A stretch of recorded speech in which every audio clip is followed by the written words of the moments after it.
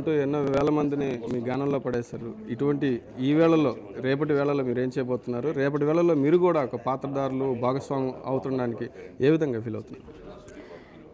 జీవితంలో ఎన్నో వందల పాటలు పాడొచ్చు, ఎన్నో సినిమాలకి డబ్బింగ్ చెప్పొచ్చు, లేకపోతే వేరే ఎన్నో కార్యక్రమాలు నిర్వహించవచ్చు. అయితే ఇది ఒక అత్యుత్తమ బాధ్యతగా భావిస్తున్నాను.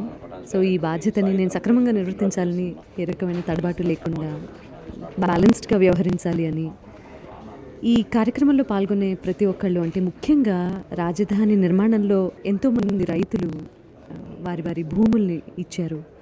అలాగే ఎక్కడెక్కడి నుంచో జలాల్ని, పవిత్రమైన జలాల్ని తీసుకొచ్చి ఇక్కడ ఈ కార్యక్రమంలో నిజంగా ఎక్కడ చూసినా ఒక పాజిటివ్ వైబ్రేషన్ కనిపిస్తుంది. అండ్ ఇంత పాజిటివ్ వైబ్రేషన్ ఉంది కాబట్టి రేపు జరగబోతున్న కార్యక్రమం కూడా అంతే పాజిటివ్గా చేయాలి అన్న సంకల్పంతో మేము ఉన్నాము. మా బాధ్యతగా భావించి ఇక్కడికి రావడం జరిగింది.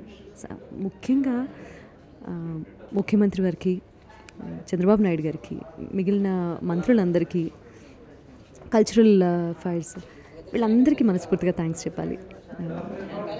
నన్ను సెలెక్ట్ చేసినందుకు చాలా గొప్ప విషయం అండ్ చాలా గర్వంగా ఫీల్ అవుతున్నాను. కార్యక్రమాలు ఏ విధంగా ఉండబోతున్నాయి, ఎలా ప్లాన్ చేశారు? సాంస్కృతిక కార్యక్రమాలు ఇందాక ఆల్రెడీ ఎక్స్ప్లెయిన్ చేయడం జరిగింది మీకు.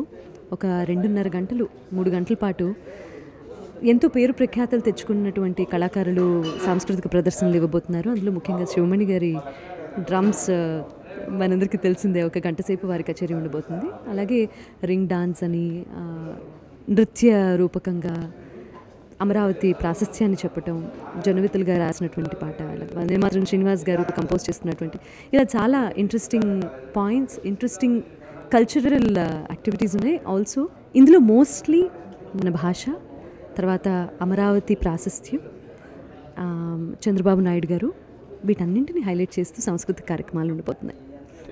All the best.